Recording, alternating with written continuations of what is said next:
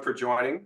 It's good to have you here. Hopefully it's a very dense, compact session, maybe a preview of some of the topics that we cover in the product leadership class through Gigantic. So just today, we're going to cover a handful of things. I guess we can skip the introduction because I've been introduced. Thank you, Madeline. Talk about some of the top 10 dysfunctions of product management. We've got a survey in here to help just see which things are most common among this group. And then we can talk about how to combat those and have some questions at the end. Okay, so this is covered. Basically, besides my own background, I'm a consultant and advisor through a group called Prodify. And we're a product coaching and consulting firm. Our mission is to help companies become more product driven and achieve better outcomes. And so developing this course through Gigantic is a big part of that. You can see the leadership training course at the bottom. Between us, we've got a lot of experience as executives, as well as through coaching and advising. And you can see the 10,000 hours plus with clients. If you go by Malcolm Gladwell's rule about developing expertise, we have done that, multiples of that as our group. And we definitely want to share that with as many people as possible, hence the class. So I'll take a moment here and pause. Basically, if you can scan the QR code, because this is going to open up to a survey that you can answer and follow along, and we'll talk about some of the results partway through. But basically, this session here is in working with lots of companies and our own experience as well. We've seen a lot of patterns. And these are patterns of things that go well, but also, unfortunately, patterns of things where they don't go as well. And so we've classified them into what we call the top 10 dysfunctions. I'm guessing you'll all see some variants. Maybe it's bits of a few of these things that you have at your own company. You know, great if you have few of these, if they don't resonate with you. I think you'll be among the few. But we do this to try to help describe the problem, put a name to it, and then we will talk about some of the ways that you can mitigate and combat these things. So again, has everyone done the QR code? Okay, great. So I'm going to move forward. So our first dysfunction is what we call the hamster wheel, which is basically teams that focus on output over outcomes. All they're doing is shipping as fast as they can. And they're not spending as much time focused on outcomes or measuring, et cetera. They don't know if they're delivering value because they're not measuring it. The objective is to ship as many things as possible as fast as you can. The reason you should care about this is really, at the end of the day, what makes your product better is improving the value. And if you're just going fast and not stopping to measure that value and define the value, then you know, in some cases, your product might be going sideways or even backwards, and you wouldn't necessarily know it. In product, a lot of our features won't work. They won't achieve the goal that they set out to achieve. And it's important to be able to understand the difference. Also, it's kind of exhausting if all you're doing is being on this hamster wheel and going as fast as you can and not necessarily knowing, are you making progress towards the goal? So, you know, it's important to have some kind of feedback. Oh, by the way, take a second to answer for the first part of the survey. Is this something that is applicable in your team? We've got basically just a 3-point scale to keep it simple. The second dysfunction is what we call the counting house, which is an obsession with internal metrics, meaning teams that just look at business numbers, but not necessarily customer numbers. So if you think about it, you know, revenue is important, but really the way to achieve revenue is to have a product that customers want to buy and keep buying and retain. So ultimately, in the long run, your business value that you capture is there's a cap on that based on how much customer value you're delivering. So if you only focus on business metrics, you might be able to get short-term results, but in the end, you won't get long-term results. So really, key here is to find a balance between internal metrics and customer-facing metrics and make sure that you're improving both. So go ahead and rate this one. The third dysfunction is what we call the ivory tower. Really, this is one where the team rarely talks to customers, and what they're building is just based on what they think are good ideas. Perhaps they think they know the customer better or know the need better than their own customers do. Obviously, if you do this, there's a lower chance that what you build is going to serve a need. It might not be their most important problem, or it might not be a problem at all, or it might not be the right solution for the problem. So this results in a low success rate, as well as even a lower impact when you do succeed. So you might have a feature that improves something partially, but you could have done much better. Ultimately, this leads to a product that underperforms the market, and you could lose trust with the business because it becomes harder and harder for them to achieve their goals. Number 4, the science lab. This is a group that optimizes, and they don't really think about anything else. So really, they're looking for incremental improvements, moving buttons around, optimizing funnels. Maybe there are some additive features that are minor improvements to what you're building. But really what happens is you make a bunch of tiny improvements, and you're not thinking about bigger possibilities that can really innovate and make your product much, much better over the long run. So I do think there's an important role of optimization. If you make a bunch of 1% improvements, they do add up and they compound. But iterations start to reach diminishing returns. And you can't optimize your way to a very groundbreaking product, something that's going to lead the market. If you only optimize while your competitors are innovating, you're going to fall behind, and then you're going to be trying to play catch up with them.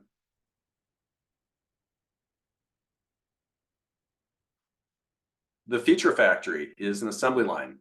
So if you think about, a lot of companies are what we call sales-led in their roadmap. And basically what happens is the sales team talks to prospects or maybe even current customers. And the customer says, yeah, I'd buy your product if you only had these 2 features. And so they hang up the phone or they get off the Zoom call, and they immediately send a message to the product team, who then prioritizes and puts it in the backlog. So really, this is just a series of sales requests and customer requests that may not even form a pattern, but they're things that individual customers want. You just don't know if they're serving a broader need. The problem with this is you're likely to miss out on bigger market opportunities. Customers may not be the best at trying to identify what are the big innovations that can happen.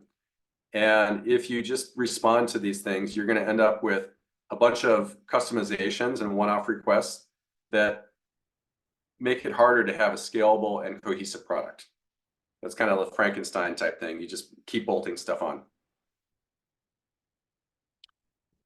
The business school is basically prioritization by spreadsheets.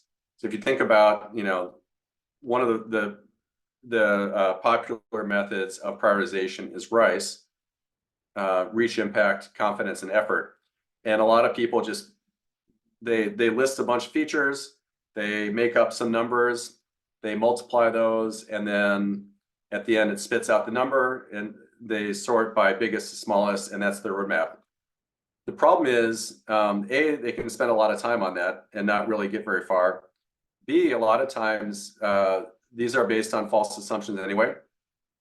And so they spend more time in the spreadsheet than they do testing things and iterating, etc., as well as coming up with bigger innovations.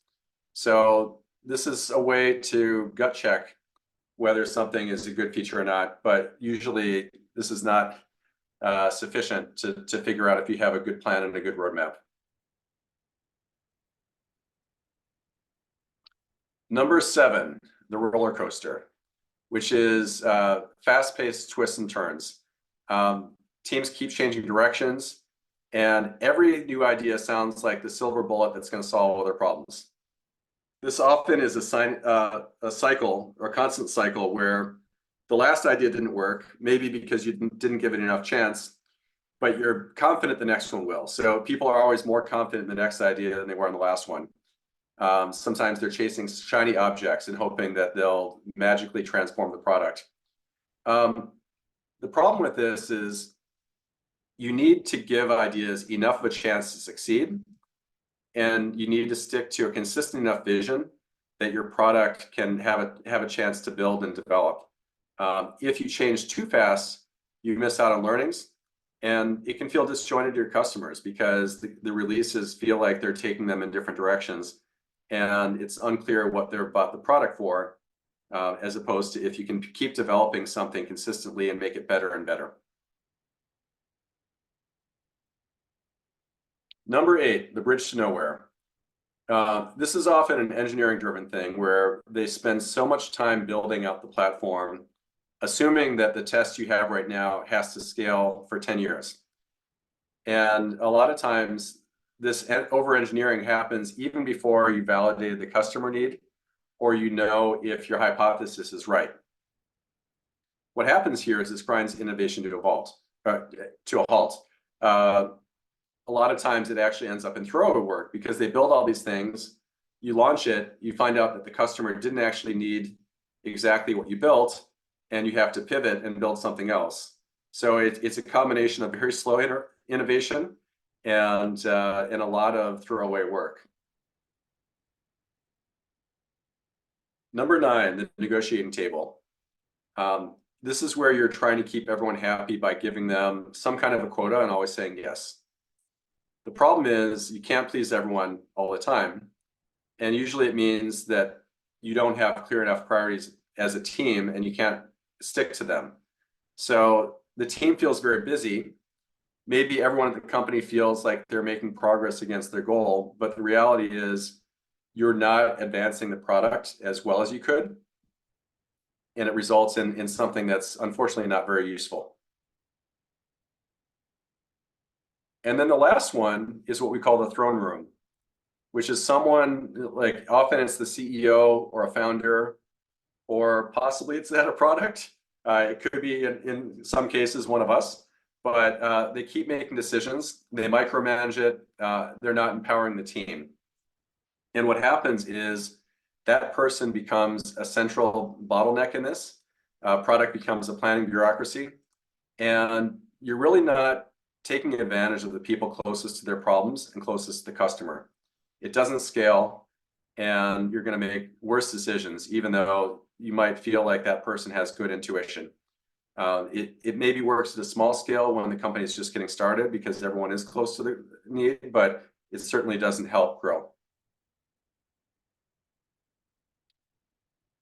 Okay, so has everyone had a chance to submit? I'll give you a few minutes or a few seconds for that while I pull up another sheet that has some results. And hopefully this goes through. Yes, it did.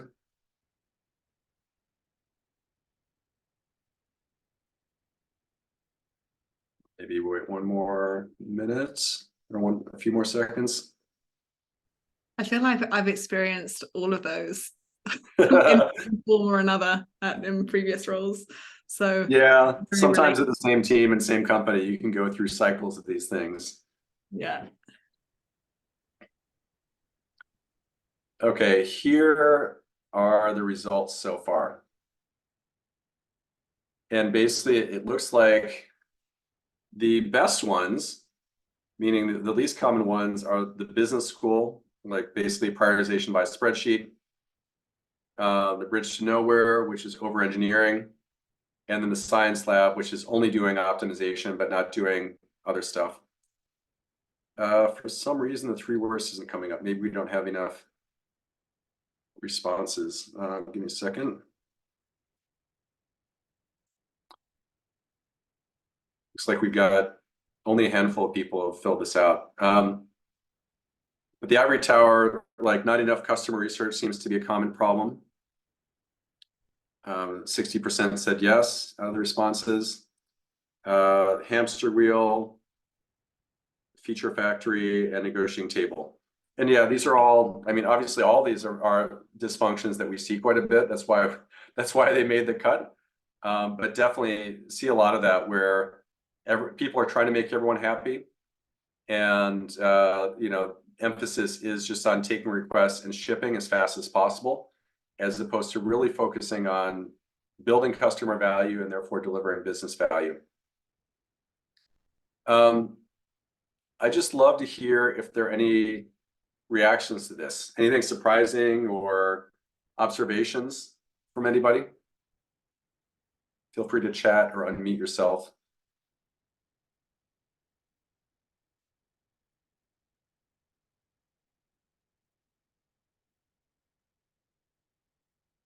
I feel like, so I'm an internal PM, and so I manage internal tools and all the stuff that we're building to help other teams do more. So it's less like market focused and it's more like, what do my teams need? And I think trying to keep everyone happy with yeses contributes significantly to roller coastering. It's constantly pivoting. We're constantly trying to like following that shiny object. And it's very difficult to kind of put a cohesive product strategy around how we're developing and rolling out the tools that we do have. Yeah, for sure. And I've had teams that are focused on internal tools as well. You know, one of the advantages is it should be easier than ever to shadow them and find out what they're solving for. The disadvantage is you've got a lot of voices, and literally every employee at the company has an opinion about the thing they want built. And that's where, you know, we'll get to some of the solutions here, but ultimately trying to identify like what are the most important things at a function level or a department level can help prioritize that. And you know, maybe even working with a leader of that team or someone who's empowered by that team to figure out what are the most important needs to solve and how do you measure success on that and how do you iterate on that, so that you can hopefully get away from everybody wants their pet feature built and they conflict with each other and they create a bad product, but more you can have something that's a vision for what that department, how to support that department. Thanks for the comment. Anyone else? Could describe how you're seeing this or what things apply to your situation?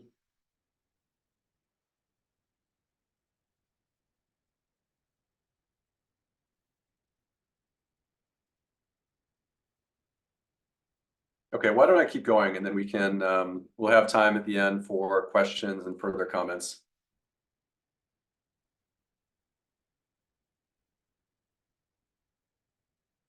Okay, can you see the screen again? We just see the spreadsheet, but okay, hold on, let me stop sharing and share again. Awesome. Alan's asked whether we could quickly go back to the yes, I can QR do that. code, so those who came in late could participate.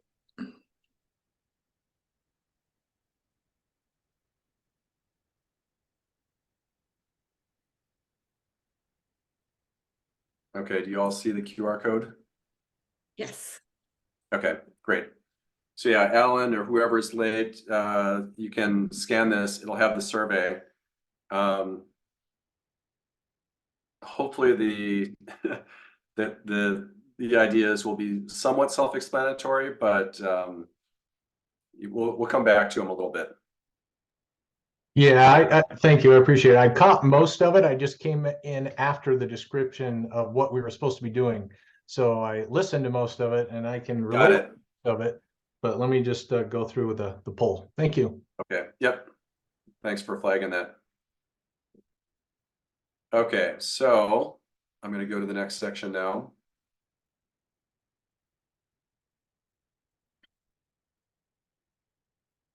Okay, so as we think about how do you solve this at the highest level, there's a methodology for product leaders and for product managers that we like to work through, which is starting with identify what is the key outcome that your customers and your business are looking for, envisioning a journey that could lead to a 10x outcome, i.e. like don't just think about incremental things that could be delivered next sprint, but think about big things that could be delivered over the course of whatever is long-term in your business. It might be 3 years, in some cases it might be shorter, in a few cases it might even be longer than that.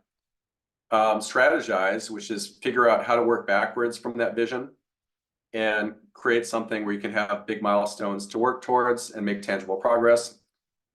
Prioritization is, of course, your roadmap, and that's where you figure out specifically what you're working on in the near term. And then obviously you need to execute that so you can deliver against the goals. They say vision without execution is hallucination. And definitely you need to combine all these things. So once you have a long-term vision, you can build out the major strategic milestones and then have a more tactical roadmap for that. So if you look at this and say your customer journey vision, in a lot of cases, as I said, it might be a multi-year time frame for that. It's something that's aspirational and it's far out there, but not so far out that it's that you're not thinking about how to get there. You break it down into major milestones, which might be a handful of things that you deliver, let's say once a year or every few quarters. And then a tactical roadmap, which is, again, how you get from where you are to milestone number one, how you get from milestone number one to milestone number two. And so all these things help to focus you so that hopefully you don't take detours or work on a lot of stuff that isn't really moving you closer to your vision. You can think about a journey, like if you're driving somewhere, you don't want to take a lot of random turns. Ideally, you want to know where you're going and what are the steps to get there. If you make a stop along the way, you want that to be intentional. Maybe it's something really valuable for you. You need to eat, you need to get gas, or it's a site that you intentionally want to see, but you don't want to just randomly turn along the way and make random decisions. Okay, your features should all ladder up to key outcomes. And the key outcome here is one of two things. It's ideally starting with what the customer needs, i.e., why are they buying your product? If you were to ask them, or if you were able to figure out how to quantify, is your product adding more value to them? That's your key outcome. And then underneath there, it might be that there's a handful of constituent parts, or some companies call them pillars, that are the big things you need to get there. And then there's product things that you can do to influence that. So usually the things at the bottom are things that you can do with your roadmap. And then by developing those, you can measure the immediate results, but also the immediate result will lead to improvements in the thing higher in the pyramid. And then the vision is really looking at the experience from end to end. So if you think about it, a customer starts with some trigger. Usually they identify they need something, they have something that they want to do differently or better. They go look for different options. They evaluate your product. Maybe they evaluate your competitors' products. They give it a try. They use it. And then if you do a really good job, they retain. Vision is basically where you bring all this stuff together and say, okay, what's the experience you want to create that could be much better than you have today? And by doing that, you can get customers to go through this whole process and get to number 6 and be loyal customers for the long term. Once you have that vision, then the strategic plan is really how you get from point A to point B. Again, major milestones, not necessarily all the details of that. Usually a good strategic plan is pretty simple. It's got the big components, but you're not going to be able to come up with a 3-year roadmap that you stick to. You're going to have a lot of things you learn on the way, and you should be able to respond to that. But you want to at least know, here are the major things that we need to deliver in order to reach the outcome that we want over a long period of time. This could be things like, what do you need to deliver to meet the next fundraising goal? What do you need to be differentiated with your competition? There could be technical dependencies, etc. But this is the strategy of how are you going to get from here to there? And then with all that, really looking for a roadmap that incorporates a balance of things. So innovation is bold changes. These are things that will hopefully result in step change improvements to your product. Usually they are a little bit riskier. They're things that are less proven, but if you get them right, or if you get some of them right, it's gonna really accelerate the growth of your business. Iteration is, once you have that, you want to optimize it and get the full value out of it and make sure that it's easy to use, etc. So if you think about funnel improvements, A/B testing, et cetera, iterations fall in this bucket. Usually they're kind of, 1% improvements, 2% improvement type things. And then obviously you've got to keep the business running. You got to keep the lights on. So if you think about stuff that's non-negotiable, like you need security and privacy, your product has to have uptime. You're going to have some technical debt that you have to pay down, and you might have internal tooling or bug fixes. The key here is you've got all three categories of these things. You want to be intentional about what mix of these you have at any given time. So if you think about a company that's just starting, they don't have any product, really their first release is a form of innovation. As you get bigger, you're going to have some cost of keeping the lights on, operation, but you want to ideally keep that to a minimum and then invest as much as possible in a balance of those other two things so that you can find the step change improvements, and then you can capture all the possibility and reap the value from those with iteration. Okay, so what does this have to do with dysfunctions? So if we look at that as a foundation for a good way to do product management, we'll talk about how this can be applied with these other areas. So number one, you can see again these 5 steps across these. And if you think about the hamster wheel, which was focusing on output over outcomes, a lot of times this happens because there is an alignment about what the outcomes are, or a vision of what to improve on that. So this is really solved usually by the beginning of the process and emphasizing that more, which is define what you're solving for, define how you measure that, and come up with a vision of what it could be that your team can work towards. And then you can measure and celebrate the wins along the way too, which really helps. It's very motivating for the team to see when they do launch something, not just that they hit the date or that they got something out the door, but that customers are using it more and it's changing the value they're getting out of the business. And then you keep looking for more and more opportunities like that. With Accounting House, which is really internally metric focused, again, it's looking at customer metrics. Identify really why is it they're using the product and what you can do to make improvements to that. So by understanding that, you can advocate for it. And then as a product team, you can make sure that you're not over-indexing on one versus the other.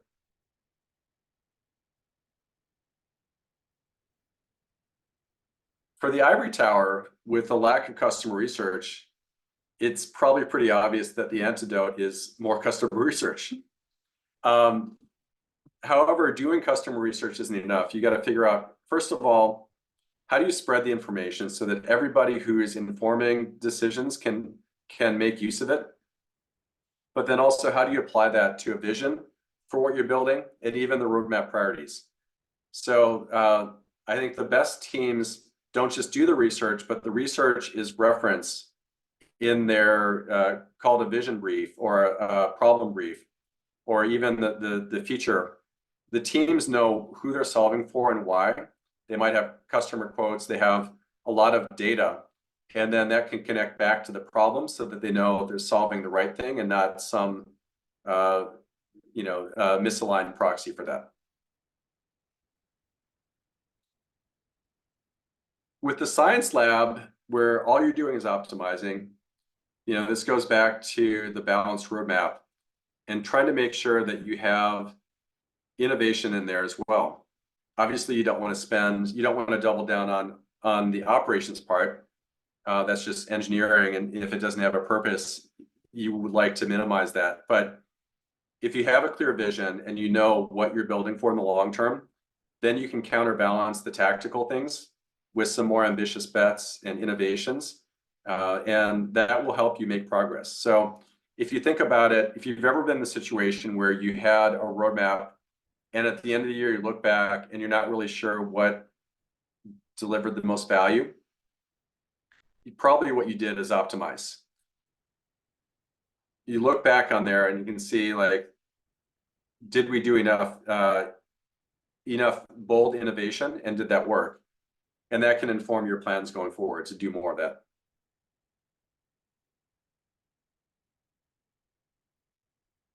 So for the feature factory, again, this is often a sales-led roadmap where their requests just come in constantly, and all you're doing is trying to put those in order and get them out as fast as possible. Usually this is due to not having a clear alternative from a product side. So if you can identify what the customer needs and come up with a vision, then that can be the default. The sales input should help to revise and inform what your priorities are. But really, if you have a clear vision, then you should be able to mostly build towards that. And the sales team can even communicate some of that to your customers.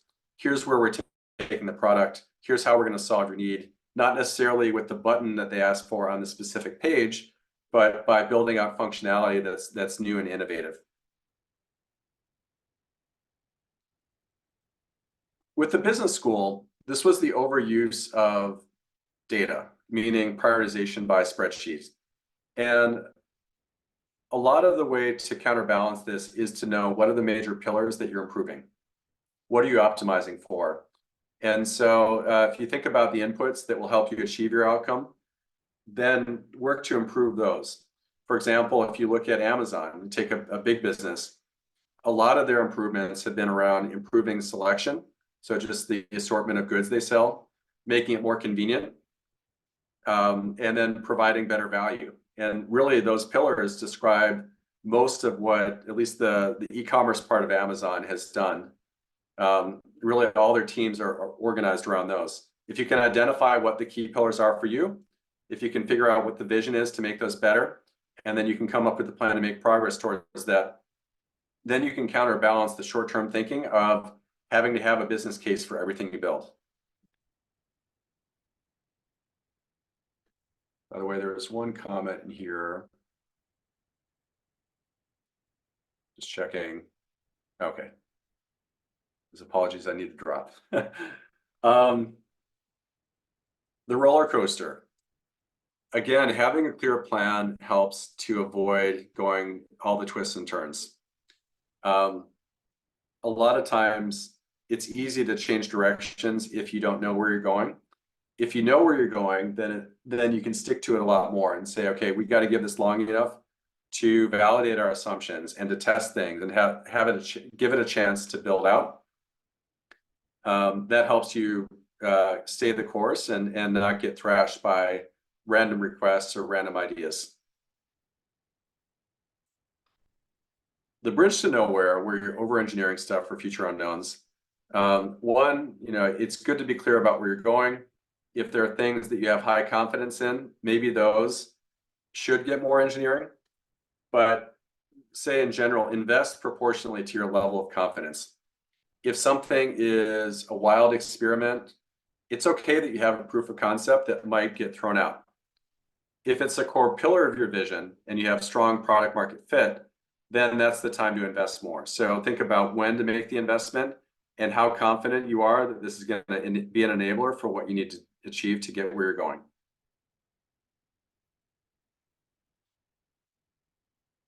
Hopefully you can see some of the patterns here. These are all different variants of each other. In fact, a lot of these, it was kind of hard to pick just a couple of them to highlight in terms of what will solve it, but we tried to prioritize.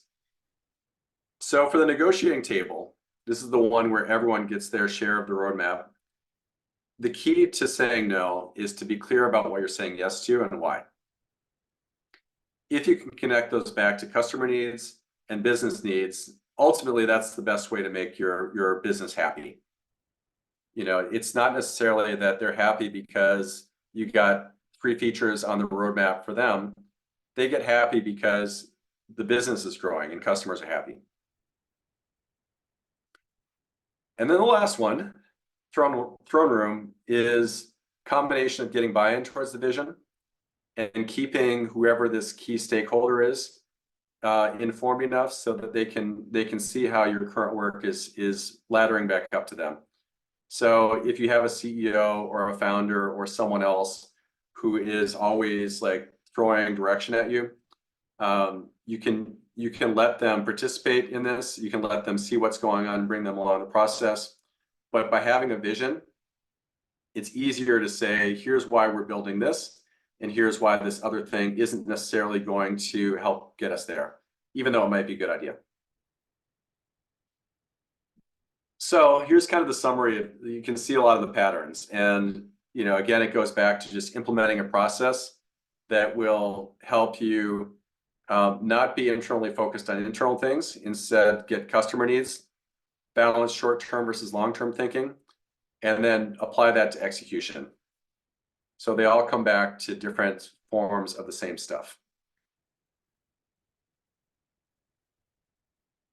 Okay, so now we're into resources, and this is basically highlighting the course.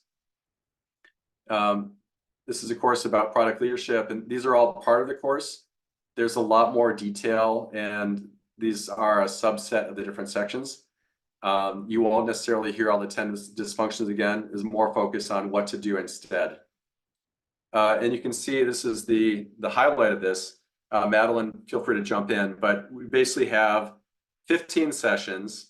Here are the topics of each one, and it's basically one per week. So obviously in this short of a webinar, we can't cover all the detail that we cover there, but we go into high level, or we go into quite a bit more detail week by week of like, what are the foundations of being a good product leader? You know, how do you get involved in this? How do you set up your team for success? And also, how do you manage yourself? You get pulled in a lot of different directions as a product leader. And so how do you balance those in order to get the best results? And yeah, Madeline put a link in there, which is probably easier than the QR code. It's in the chat. For sure. I'll just jump in and say a bit about the value of the course and what else you get as well. Not only do you get the 15 weeks of video lessons, so there's 100+ video lessons taught by world-renowned CPOs and product leaders, including David. You get those 15 weeks plus assignments each week. So after you've learned the content, you then dive into a hands-on assignment. You bring those assignments to your mentor sessions. So you get weekly mentor sessions led by an industry expert, where you meet with a group of peers and discuss any roadblocks that you have in your current role, discuss your assignments, discuss the content that you learned from the video lessons of the week before. You get personal feedback from your assignments. There's also lots of templates and downloadable resources from the course that the course creators have put together and shared with you that you could take into your everyday life. So it's really impactful, and sort of you could implement everything that you're learning to your day-to-day job in real time. So that's what we found students have had most success with, seeing the results in real time of them implementing, say, a vision or a new strategy, or being more effective managers. So it is a extremely well-reviewed course. Great testimonials. I'll share them in an email after this, but we do keep the courses to a very limited amount of people, just to make sure that those mentor sessions that you get each week are really high value. So we have a few spots left, and would love to see you in the January cohort if you did want to join. I'll send information around with the recording of the session. Yeah, that's one thing. One thing I should have said is what Madeline mentioned. We intended this course to not be like this theoretical one that sounds interesting, but then doesn't change how you work. Really, it's supposed to be the opposite. We expect by applying the principles of this, or by taking the course, every week you learn something that you can apply immediately. And that in doing that, you're going to get better outcomes and better results for your team. So, you know, that was the intent. This was kind of like, you know, Ben Foster and I were the ones that did most of the curriculum, and we thought about like, what are the things that we wish we knew when we were getting into product leadership, and how would we apply that? Like in our roles today, how do we think about that? When we coach teams, what are the biggest things that help them make breakthroughs? So it is meant to be very practical and directly applicable in pretty much any product leadership role. Yeah, it's fantastic. It's a great course, so I encourage you guys to check it out. That being said, should we see if anyone's got any questions about the topics that's just been presented? Yeah, it could be about the 10 dysfunctions or anything. Oh, of course. I was curious with the roller coaster dysfunction. Yeah. So obviously I have seen this where the results aren't immediate, and then so you've created something great, but you're not getting the immediate results. Is there like a blueprint or a standard amount of time that you should test a product for? Or I suppose it's really dependent on what the product is. And then when you are getting that pushback of we're not seeing the results, can you share some strategies of how to then enforce the fact that we need more time to test? Yeah, I mean, one of the things to help buy time is to be more confident going into this. Meaning, if you have customer research that shows people have this need, then it's a lot easier to give it a chance to succeed. If it's someone's random idea, then it's easy to throw out an idea that doesn't have a lot of supporting evidence behind it. So that's one thing. It gets back to customer research and connecting it to a vision for how it can succeed. Second thing is really be clear about what are the assumptions you're testing. And as you go along, as you see some results, what are you learning? So how are you refining your assumptions? If you still believe something to be true and maybe your product just didn't quite nail it, how are you going to iterate and test that again? Usually it's being very explicit about the conditions that will lead this to succeed or fail and how your plan maps back to that. If it seems like you're just doing a bunch of random stuff that kind of intuitively sounds good, the ideas someone thought of in the shower, those are a lot harder to stick to. Yeah, that's great. Great points and great advice. Do we have any other questions? You could either shout them out or put them in the chat. If not, we could wrap up and give you guys 10 minutes back.